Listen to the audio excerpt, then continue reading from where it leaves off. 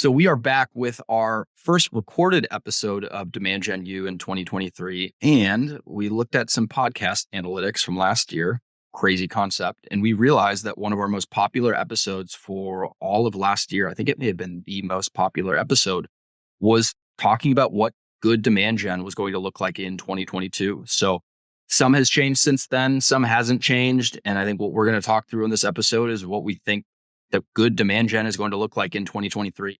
Demand Gen U is officially in session. Let's do it.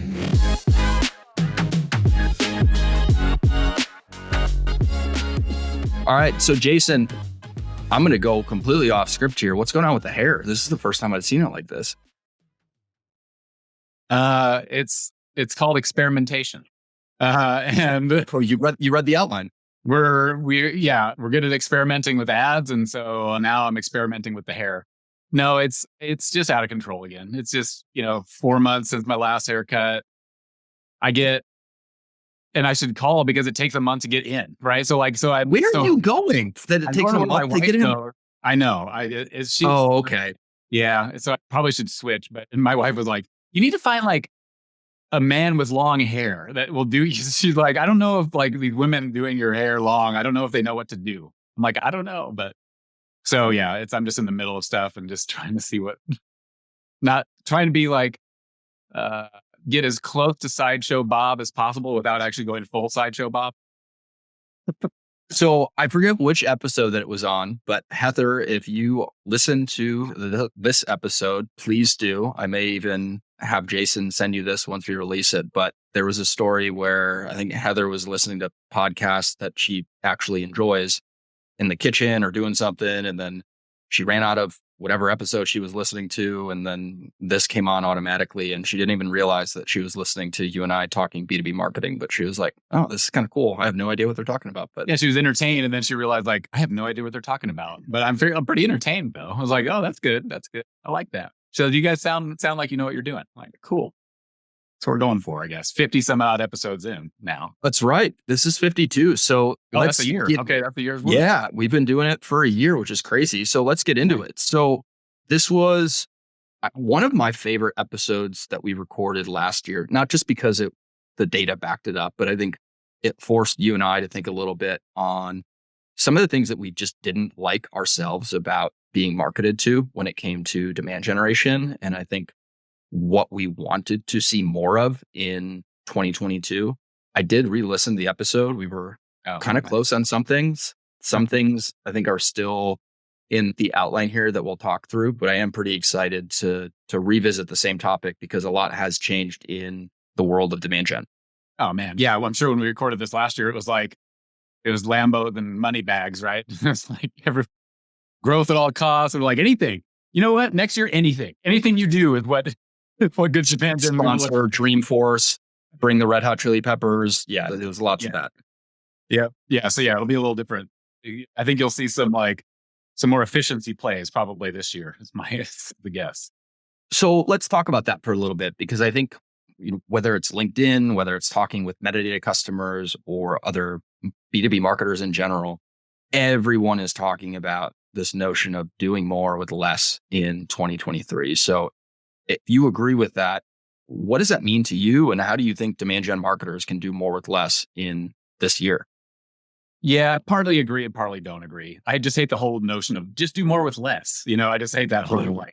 I didn't ask if you liked it because I hate it, but it's yeah. But I think that it's just like efficiency was just something that we got to overlook for a couple of years because it wasn't a priority, and it might have been a priority for some people still, which is kudos to you. Like, great. You were considering like worst case scenarios and stuff. But when you look at what's around you and you still have finite resources, right? So even if you're growing if you're like high growth at all costs, you still have limited resources. And so you still have to prioritize things. And when you're meeting your goals every quarter, you're spending your money, you're not overspending, you're meeting goals, then there's really no reason to put resources against getting more efficient or trying to figure out like, well, where are we spending money? It's not working. Well, everything's working. Like you're meeting your goals and you're spending your money. So what else do you want? And so you put those resources you have on new things to do because you need more things to try because you've got this money and you're trying to spend it. So that's how I think about it. Is like, This wasn't like oh shit, everyone else, all of us caught with our pants down right now. No, that's not it at all. It's like, no, we were just doing what the market needed or brought us at that time, and we were capitalizing on that. And now it's changed, and now we got to figure out how to capitalize on something different. And now it's efficiencies. But I like it now because, sure, over the last couple of years, we all got a little bit bloated, so we could all use probably some attention towards efficiency and start to look at the things that aren't working because we are wasting money. We were wasting money before, but it didn't matter because we were spending our budget and meeting or beating our goals. And so, yeah. So before we get into more of that, one question that's not in here is you talk to a ton of marketing leaders, whether they're VPs of marketing or CMOs. What you just said, how does that compare to what you are talking about in those conversations? Like, are you all kind of in the same boat right now? Are you looking for a little guidance from each other? What does that look like?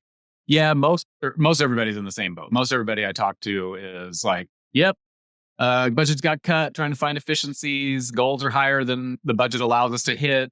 A lot of people are just talking about how it's just hard to forecast anything right now because the historicals that we were using for the last 2 years changed, but they didn't change and stay. They just keep changing. Right? So it's like, and they're changing towards the negative. And so it's just hard to, I was just talking to our own leadership team here about this recently. It was like, hey, last quarter, we thought we were planning for literally worst case scenario. We're like, is this worst case scenario? And everyone's like, yes. And then went below that. It was like, all right, well, that wasn't the worst case scenario then because none of us predicted that. And so that's a little bit of the same world. And then some people I meet with, they're cash bagged in Lambos right now still. And I'm just like, what? How is that possible Give me right some. now? Yeah, there's some, what'd you say?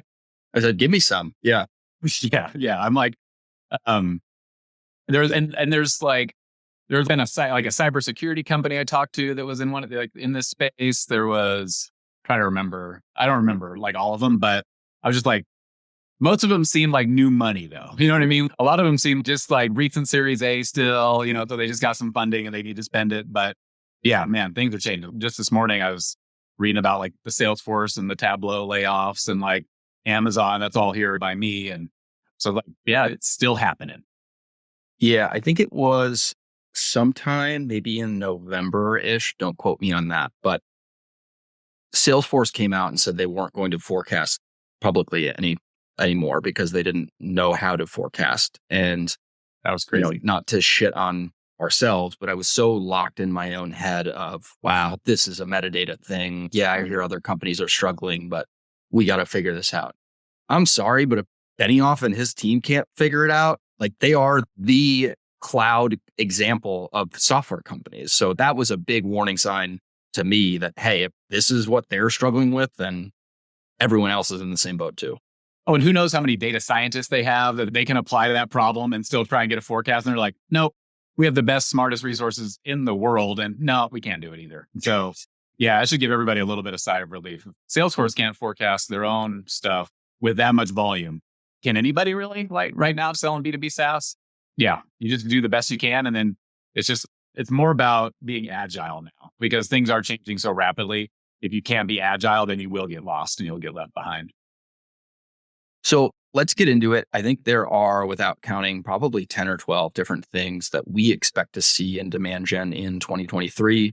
In the outline, we went through and bolded the ones that we wanted to cover. We'll get through as many of these as we can, but we probably could do an episode, if we're being honest, I think, on each one of these. So maybe that helps me with the new episodes that we'll start to record. But first things first, let's talk about conversion rate optimization. And I think for so long, demand gen marketers, ourselves included, were so, focused on getting traffic to the site. And they experimented so much, if you were good at what you were doing in those particular channels and, you were testing and learning and whatnot, but then you just drove people to the site and then you hope that they converted. And I think with ad budgets being cut significantly, you can't take that same approach in 2023. So why don't you respond back to that first, and I'll give you my own take too. The beauty of conversion rate optimization is, if you haven't done it yet, there's huge upside to it. Because if you're always doing it, then you're just, you might be able to eat point something like 0.1% out of it. But if you really haven't focused on it, then there's probably some greenfield in there and you're going to be able to help yourself really. And speaking of that, the analysis that we did internally for ourselves, if we change our close rate by every 1%, we increase the close rate in a normal quarter for us, that's like $2 million of pipeline less that we have to build. Just 1% change in that conversion, in that close rate. And you have several steps in that you can affect the conversion rate in. And so if you add these steps up, you usually you're breaking free from some things and you're changing the game for yourself too. And so, yeah, we're definitely going to be focusing on that. So one thing that I'll add first is just this notion of friction and trying to remove friction in your book a demo process on the website, your sales process, whatever it may be. And I think one of the things, I'll give a shout out to Qualified, but one of the things that we're working on through Qualified Conversations, their chat product, and then rolling out Qualified Meetings, the new product that's almost like a Chili Piper scheduling, I forget the product name, like competitor, is just trying to make it easier for people to get in touch with your sales team, qualify themselves, disqualify themselves, get on their calendar. And for us, like looking through the steps of what does each step in that process look like? What are the unnecessary steps? How can you make that run smoother, more efficiently, less friction? Like that's immediately where we're jumping to start. And then we'll back out of that, and move further up the funnel. But I think for me personally, I'm really, really excited about that because I hadn't looked at our step-to-step book a demo process in quite some time. And what you may have thought was the right process or enough steps 3 months ago or 6 months ago, you can always simplify it. And I think we're just trying to remove friction and make it easier on people trying to get in touch with us. Yeah. I mean, another thing we just realized this week, Brittany and I, she's like, I know our lead follow-up process. She's like, I know exactly what happens through this. And we uncovered a part that she was like, I didn't know about this. And, and she pretty much designed the process too. But she's like, I didn't know this was happening, and if she doesn't know, she's like, then other people probably don't know either or what to do when this happens. And so we were talking about this. We were like, I bet we're dropping leads, I'm sure, that are coming in and they're going one of two ways and somebody doesn't know like this status and then this status is supposed to push them over. It's just like you can overcomplicate it and then screw yourself as well. But yeah, we're definitely going to be looking at those and going through. I had her pull a meeting together with just get a representative from each step of this process and pull them together in a meeting room and just like almost like a paper prototyping process. Just like, okay, a lead comes in from here. What happens? Simple. Yes. And map that out and then see where there's confusion and where we might be like dropping things off. And then let's fix it because we know that's happening. And we know sometimes it takes days for us from a demo request to get somebody on the phone. So all of that is just like, you're spending all this money, or you're spending the same amount of money in ad, for example, and you're just leaving people on the table, or they're just going to like fall out of the process because you're not doing things right. And that's about efficiencies. That's inefficient. It's a perfect example. So one other thing that I want to put you on the spot for is, I'll speak for myself, but I think at previous companies, I was intimidated by conversion rate optimization, mostly because I didn't have the resources or the large team to do it. And knowing that you come from a very big time and strong ops background, what would be some advice that you would share for people who, haven't really dipped their toes in the CRO waters in 2023 and know that they need to do it, but don't know where and how to get started? Yeah, best piece of advice I can give is don't expect or try to make the data perfect. The data doesn't need to be perfect for you to get massive insights. And so what I see that's what I got wrong whenever I tried to do this before. It's waste time doing that. So all right, keep going.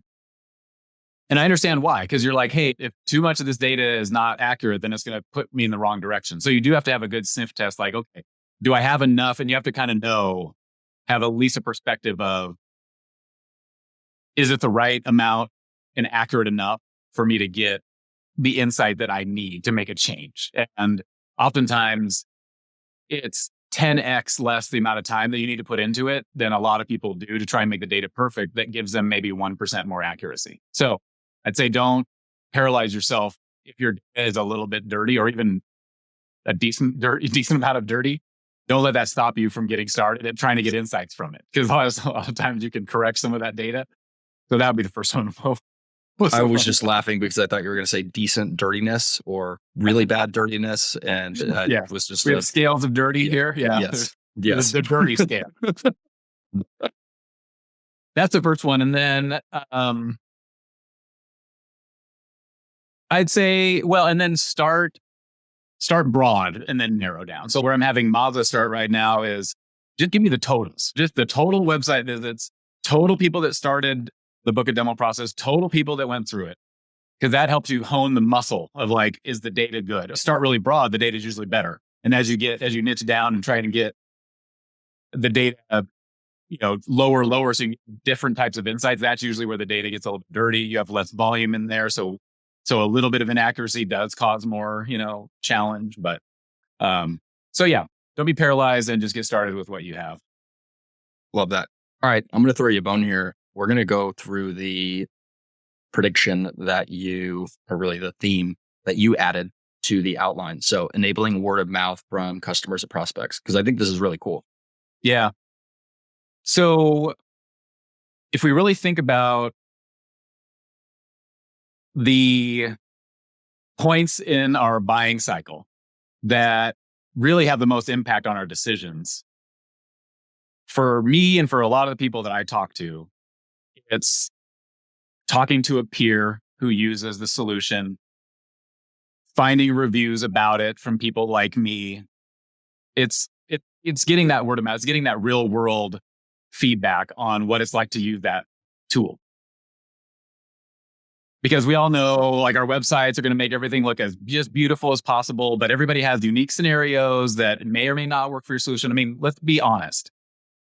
If your solution was as good as the website made it sound like, you'd be a billionaire right now, right? Because everybody would buy it. Nobody would question it. So it's important for people to get, oh, okay, I see. That's, I'm like you. We think similarly about things, and you bought this and, oh, you're having success with it. Exactly. How are you having success with it? Oh, I don't do that. So maybe I won't have success with that way. And I like to think about word of mouth, both to help drive people closer and then also away from us. Because driving people closer, great. If you find somebody that you know that's using the platform and they are having success and you can see yourself having that kind of success, cool. But if you talk to somebody and they're like, we're still using it. These are the good things, but these aren't the great things. And you're like, well, I wanted to do these things that aren't great. Okay, now I've steered myself away, because otherwise you could sell yourself through that and not even through a very honest sales process and everything, and not understand that this niche thing you're trying to do can't really be done that well. And then you're going to churn. And for us, GRR, NRR is our number one metric. And so we just can't have that. So I love it. And there are new tools and things coming to fruition that will help with this. And one of them we're looking at called Noble. Don't try and find their website. They don't have one yet. Aims to help organically connect prospects and existing users through their LinkedIn connections. So this tool will know all of our customers, for example, metadata customers.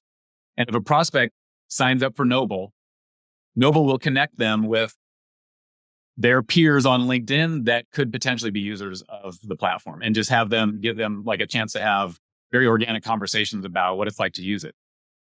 Because most of us, the sales rep is giving us their pocket reference and they're paying them $200, a $200 gift card to do that reference call.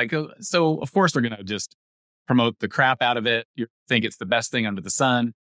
So these more natural word of mouth things. So let's talk about that for a second.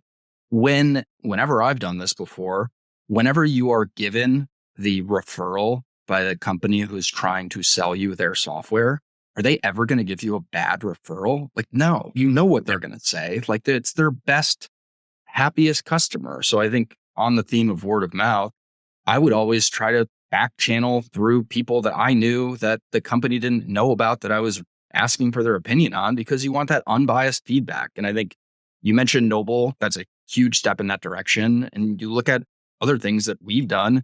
We've added customers to our demand community Slack channel and let those conversations be in the public. That was intentional. Yep. We just did that webinar recently with 2 of our customers. Did they have the seed questions? Yeah. Did I know what they were going to say? Absolutely not. And the best marketing comes from that because it's not coming from you. It's coming from people that aren't biased at the end of the day. Yeah, 100%. If there were more, I mean, and what's nice about this is organic stuff. So this isn't often something you can just hack your way into. I can't pay more for it. This has to come from very happy customers and so happy that they would actually be willing to give a little of their time to recommend it to somebody else. And if you try and manufacture that too, it comes off as disingenuous. Disingenuous. I think that's the right word. Using some big Scrabble words today. Trying to. Oh, there's a filler word. Damn it. Did they take out damn it too? No, we already have the explicit rating in Spotify and Apple Podcasts, right. So we're good. So anyway, I think we'll see. We might even see some. So community, I think, is a really clear way of helping to foster this, especially if you've got a community that's not just your customers, obviously. Customers and prospects in the same community, a conversation will just organically happen. And then tools like Noble, I think we're going to just see more of this kind of stuff. And things we don't even know right now, how people could potentially help activate this kind of word of mouth. We don't even know right now. We might see some interesting things this year. So I think that's a cool one. It's something I'm really interested in.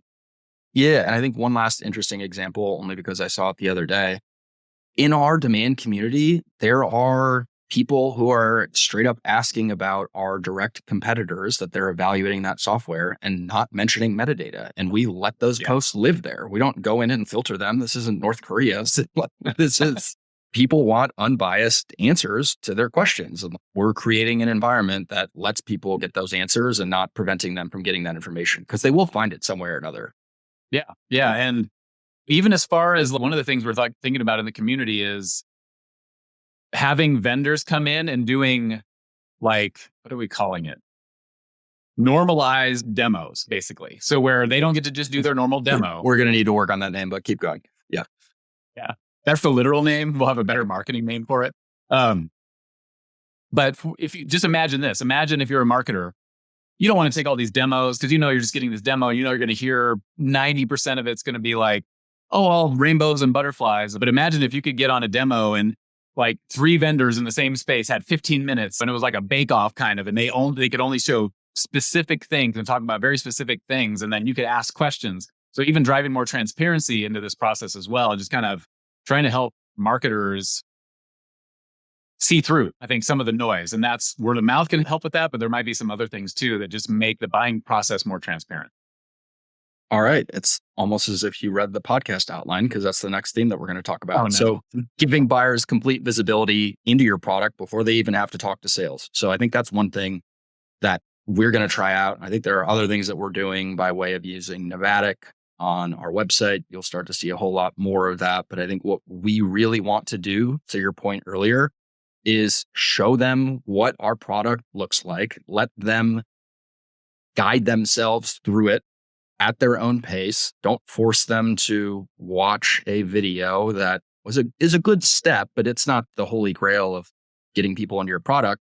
And then even offer a PLG option. And that's something that a lot of companies are going to be dabbling their toes into because people want to see the product. I think now more than anything in 2023, there's so much more scrutiny under every single expense as a marketing team that they want to know that they're making the right decision, ideally before they sign a contract and beg their CFO for money.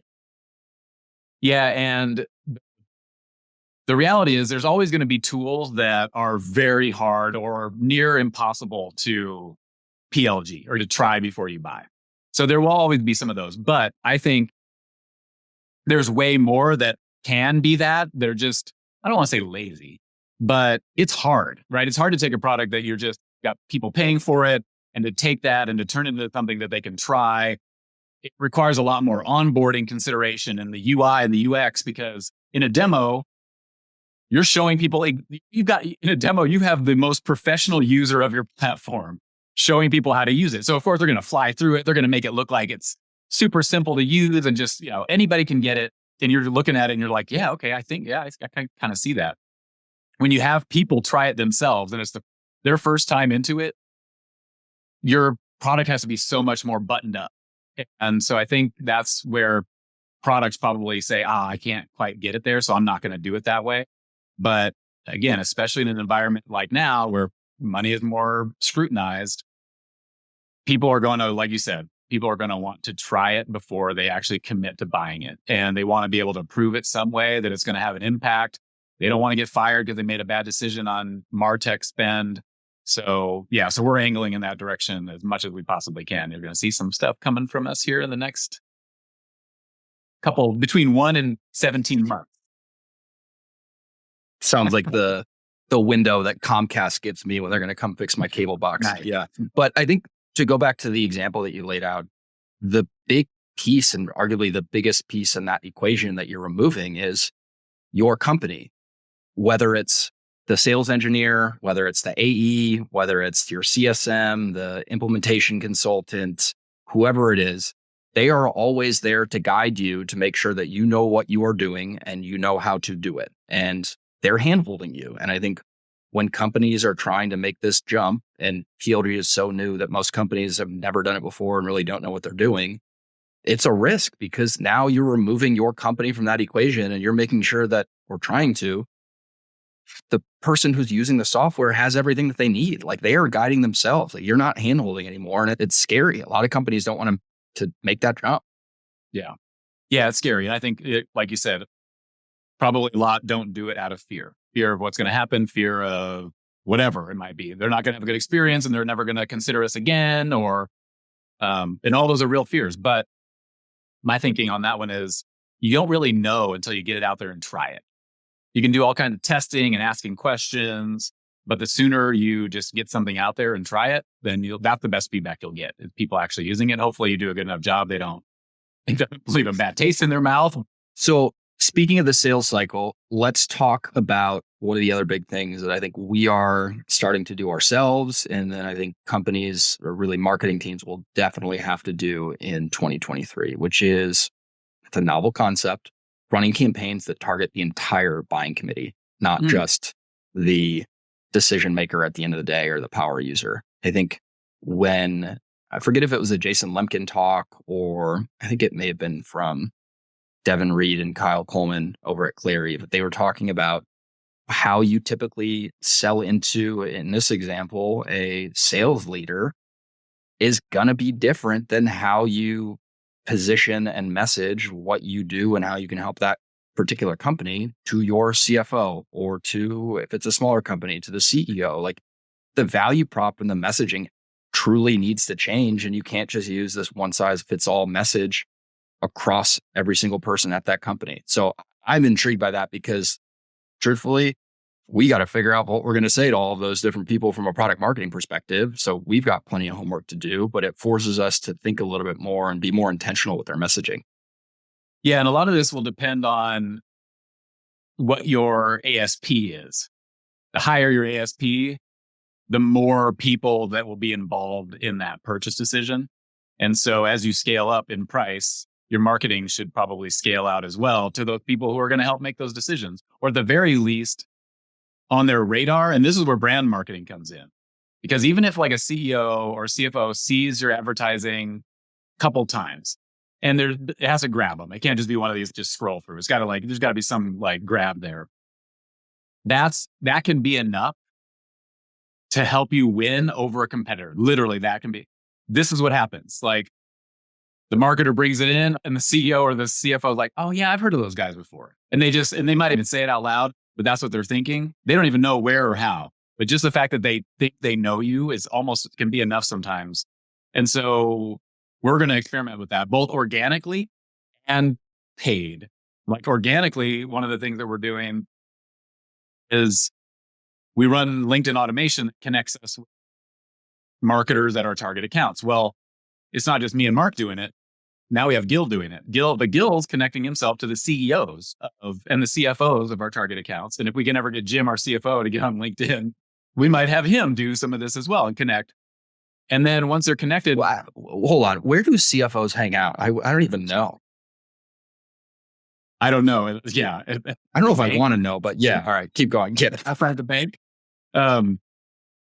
So then when we start to post, and we're going to have more of a themed based approach to some of our organic posts, Gil will talk about it from a CEO's perspective. I'll talk about it from a marketing leader's perspective. You'll talk about it from a, practitioner all the way up through marketing leader's perspective.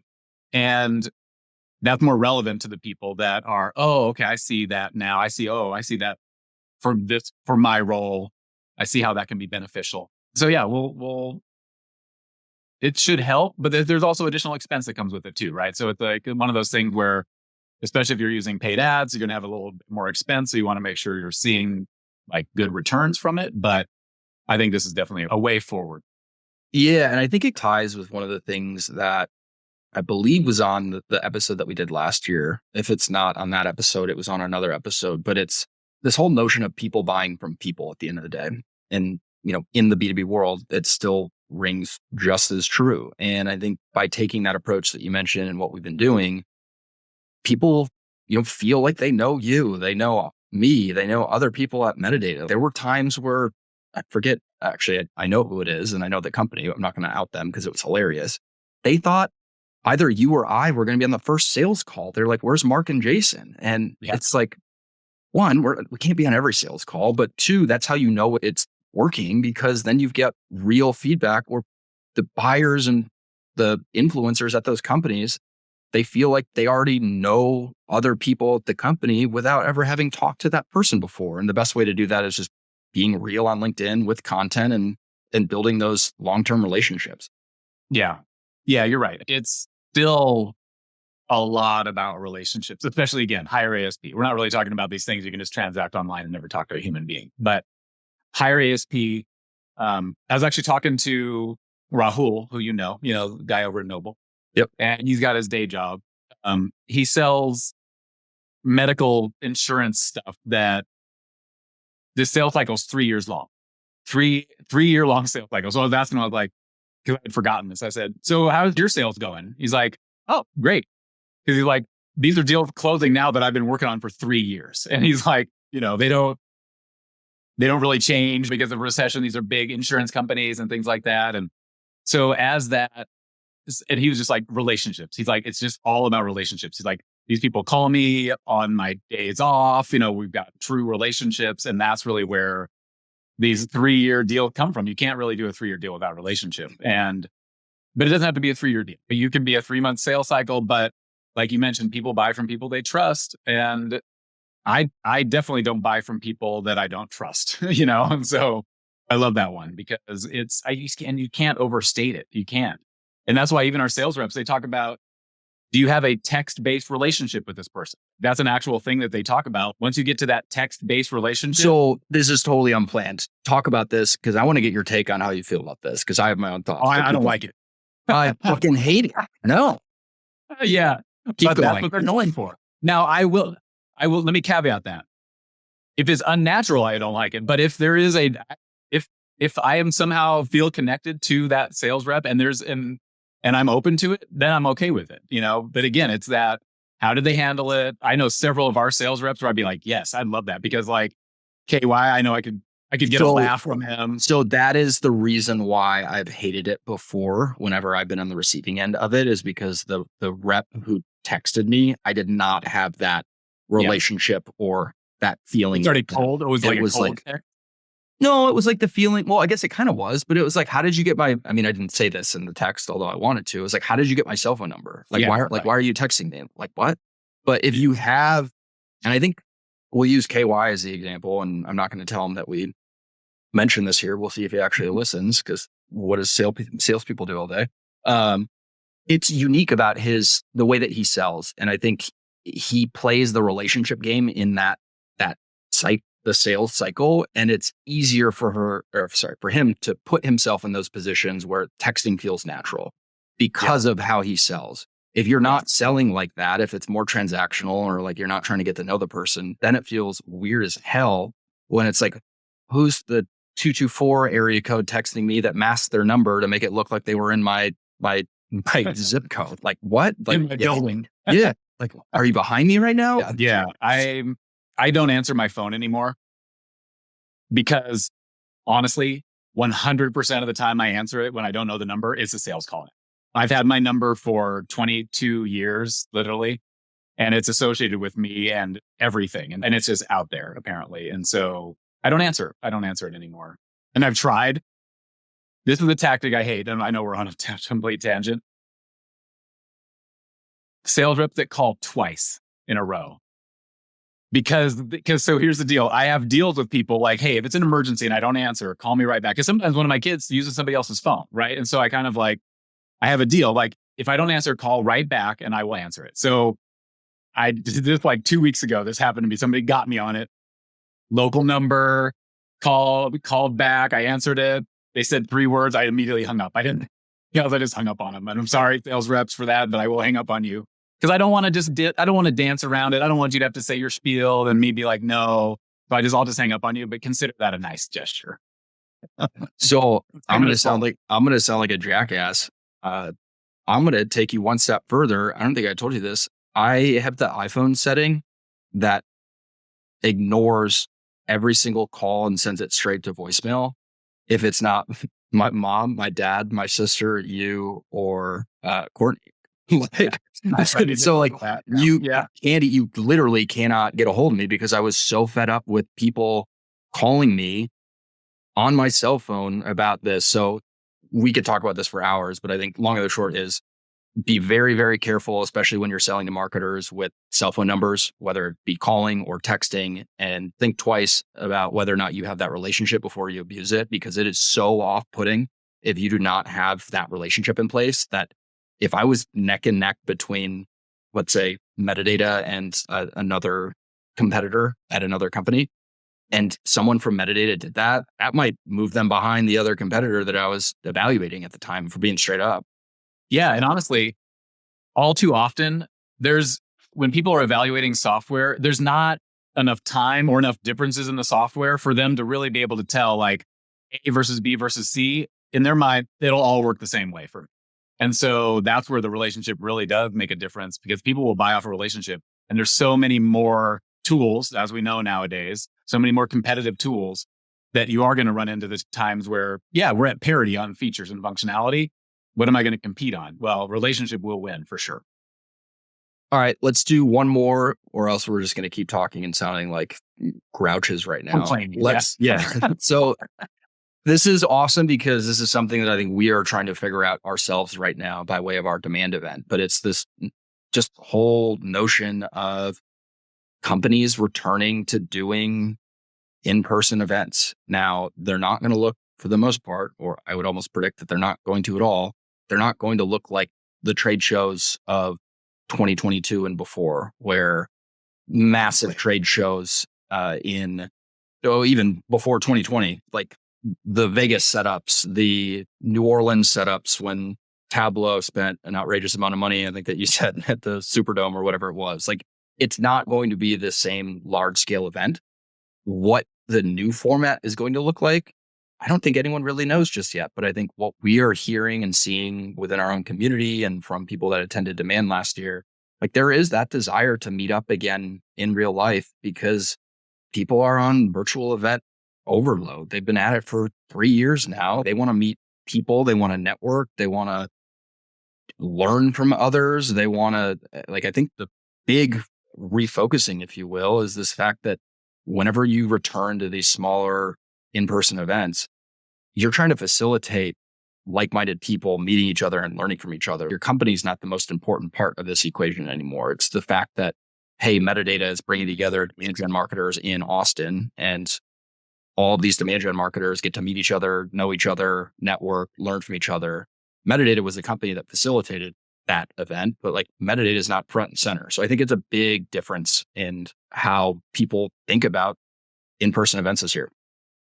Yeah, I remember last year we started to see people trying to figure out what the return would look like, right? So last year we had the COVID restrictions lifted, and there was a small amount of time between travel and COVID restrictions being lifted and then fucking recession. You know what I mean? So there was 2 months and we were all thinking about, okay, we've got money, everything's high growth and no more restrictions. Let's everybody get together. And I know everyone was talking about in-person events, and we were talking about it too for Demand.